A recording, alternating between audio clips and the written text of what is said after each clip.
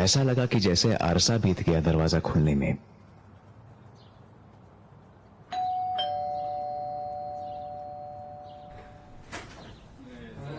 और फिर रूहानी और सुशांत के माता पिता ने एक दूसरे को गले लगाकर स्वागत किया। रूहानी को इस तरह की पार्टियां बिल्कुल पसंद नहीं थी, क्योंकि एक तो वहां सभी लोग उसे बहुत बनावटी लगते थे, दूसरा क्योंकि बड़े लोग सारी रात वहां पीने में गुजार देते थे, तीसरा इसलिए कि अमीर घरों के बच्चे वहां उसे डराते धमकाते और उसका मजाक उड़ाते थे। पिछली ऐसी सभी पार्टियों में इन बच्चों ने हमेशा रूहानी को निशाना बनाकर उसको खूब चिढ़ाया था। वो एक शर्मीले स्वभाव की लड़की थी जो जल्दी लोगों से घुलती मिलती नहीं थी। उसके घर वाले अपने दोस्तों की तरह अमीर नहीं थे और ये बच्चे हमेशा रूहानी को इस बात का एहसास कराना नहीं भूलते थे। वो उसके कपड़ों का मजाक उड़ाते, उसे नीचा दिखाते और यहां तक उसके बालों पर भी ताने मारने से नहीं चूकते थे। उसके दादा दादी ने उसके पिता की पढ़ाई पर बहुत पैसा खर्च किया था और इसी वजह से उनकी इन अमीर लोगों से दोस्ती हो गई थी। उसको यह भी नहीं मालूम था कि उसकी मां को इन लोगों के बीच अच्छा लगता है या नहीं। कैसी हो रूही? सुशांत के पापा ने पूछा। उसे उन लोगों से तुरंत नफरत हो जाती थी जो उसको रूहानी के बजाय रूही कहते थे। इस निकनेम से उसे सिर्फ उसके माता पिता ही बुला सकते थे। उसको पूरे नाम से बुलाना क्या इतना कठिन था? मैं ठीक हूं अंकल। जितने आराम से उसके लिए मुमकिन था उसने जवाब दिया। तुम्हारे सारे दोस्त तान्या के रूम में हैं, तुम भी जल्दी जाओ। उन्होंने उसके गालों को पुचकारते हुए कहा। ओके। रूहानी ने उत्तेजित होने का दिखावा करते हुए कहा और बिल्कुल बेमन से सीढ़ियां चढ़ने लगी। ऊपर आओ रूज। तान्या ने उसे सेकंड फ्लोर पर आने के लिए कहा। रूज, आज क्या हो गया इनको?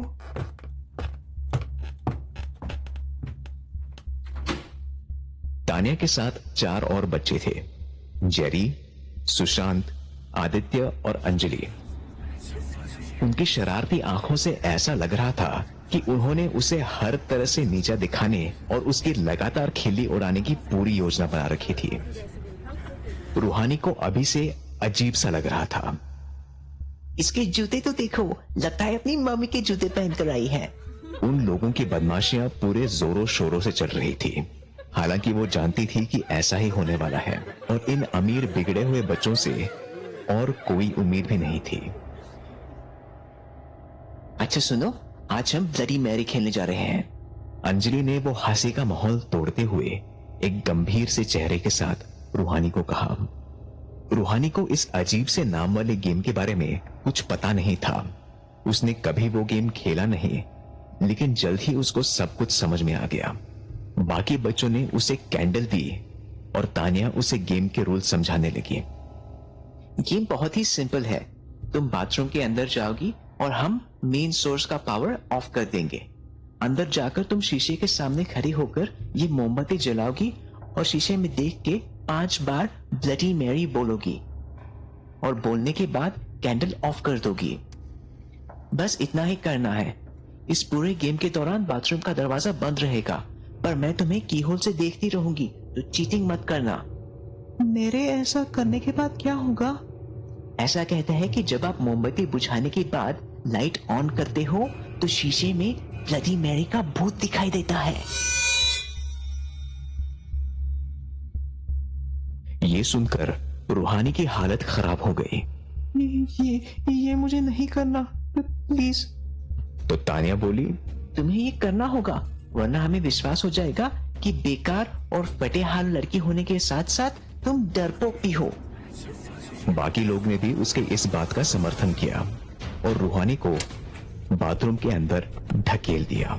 उसने चिल्लाना चाहा, लेकिन तान्या ने उसका मुंह बंद कर दिया। उसे अंदर ढकेलने के बाद उन्होंने माचिस और मोमबत्ती बाथरूम में फेंक दी और दरवाजा बाहर से बंद कर दिया। अंदर एकदम घुप अंधेरा था। उसने बाथरूम का दरवाजा कई बार पीटा और बाहर आने की गुहार लगाई। अगले पूरे 10 मिनट तक वो कोशिश करती रही, पर उन लोगों ने दरवाजा नहीं खोला।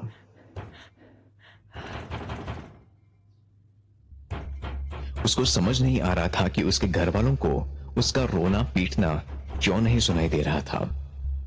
हो सकता है कि बच्चों ने बाथरूम के साथ कमरे का भी दरवाजा बंद कर दिया हो, या शायद हमेशा की तरह उसके घर वालों ने पीना शुरू कर दिया हो। जब उसने हार मान ली और दरवाजा पीटना बंद कर दिया, तब तानिया ने बाहर से आवाज दी, अगर तुम ये करोगी तो ही हम दरवाजा खोल देंगे। और बाकी बच्चों ने भी मजाक उड़ाते हुए इस बात को दोहराया। कोई और चारा ना देखते हुए उसने फर्श पर से मोमबत्ती और माचिस उठाई। आंसू पोंछते हुए उसने मोमबत्ती जलाई और आईने के सामने खड़ी हो गई। वो बाहर के बच्चों को हंसते हुए सुन सकती थी। उनमें से एक बच्चा शायद उसे बाथरूम के कीहोल से भी देख रहा था। मुझे ये नहीं करना, प्लीज। वो रोते हुए लगातार चिल्लाती रही। तो सुशांत ने कहा, तुम्हें ये करना होगा, वरना हम तुम्हें डिनर तक अंदर ही बंद रखेंगे, जिसमें अभी पूरे 2 घंटे हैं। तुम्हारी मर्जी, देख लो। अपने आप को बहादुर साबित करने की कोशिश करते हुए उसने हिम्मत जुटाई और मोमबत्ती जलाकर उसने आईने में अपने आप को देखा। डर ने उसे इतनी बुरी तरह से घेर लिया था कि उसके रोंगटे खड़े हो गए।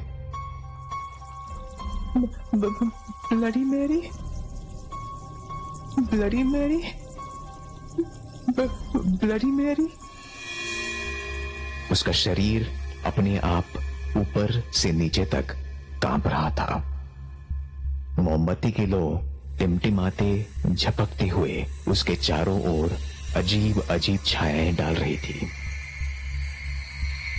और उसे महसूस हो रहा था कि उसके पूरे शरीर में एक कंपकंपी सी दौड़ उठी है। वो फिर से बोली, bloody Mary, bloody Mary.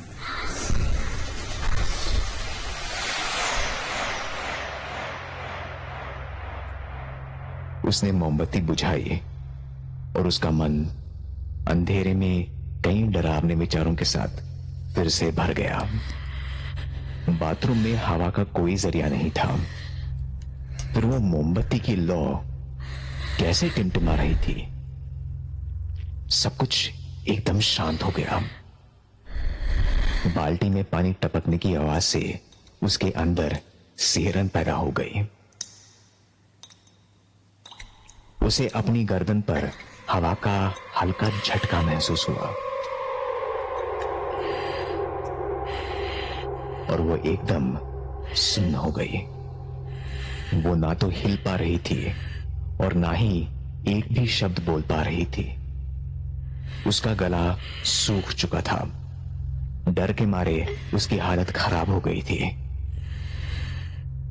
Bathroom में कम जगह होने की वजह से उसका दम घुट रहा था।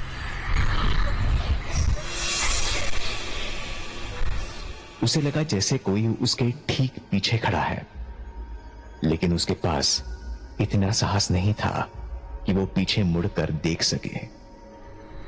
वो जो कुछ भी था हर गुजरते सेकंड के साथ उसकी तरफ बढ़ रहा था। उसने चीखने की कोशिश की, लेकिन उसके गले से आवाज ही नहीं निकली। बच्चों ने जोर से चिल्लाते हुए दरवाजा खोला और लाइट ऑन कर दी। रूहानी को अपने पैर बेजान लगे और वो फर्श पर धम से बैठ गई। उसका चेहरा एकदम पीला और गुम हो चुका था। वो खुद को आईने में नहीं देख पा रही थी। कोई ब्लडी मैरी नहीं है, बेवकूफ। बच्चों ने चिल्लाते हुए उसका मजाक उड़ाया। वो हिल भी नहीं पा रही थी और उसको समझ में नहीं आ रहा था कि वो उनकी इस बेहुदी और भद्दी हरकत का कैसे जवाब दे। उसकी ओर से कोई हलचल ना होने पर उन्होंने उसे उठाया और उसका चेहरा आईने के सामने ढकेल दिया। देखो, कोई भी नहीं है, कोई ब्लडी मैरी नहीं है। ये तो चूहे से भी ज्यादा डरपोक है। रूहानी ने अपनी आंखें बंद कर ली। उसने जो महसूस किया था उसके बाद वो इस आईने में नहीं देखना चाहती थी। जेरी ने कहा, आओ अब कुछ और खेलेंगे। और बच्चों ने रूहानी को वहीं छोड़ दिया।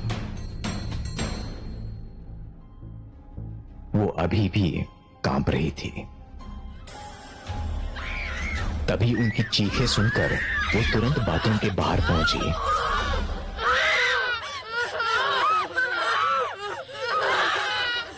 और देखा कि कोई उन बच्चों को छत तक खींचता हुआ ले जा रहा है।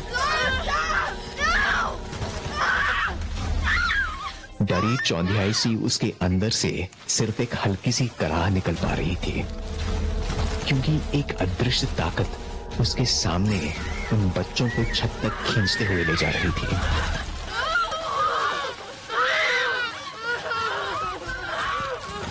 ऐसा लग रहा था जैसे उनके शरीर से दिलों को निकालने की कोई कोशिश कर रहा है। और अगले ही पल उसने पहले उनकी हड्डियों के टूटने की कड़कड़ाती आवाज सुनी और उसके बाद ही बहरा कर देने वाली उनकी तेज और ऊंची चीखें।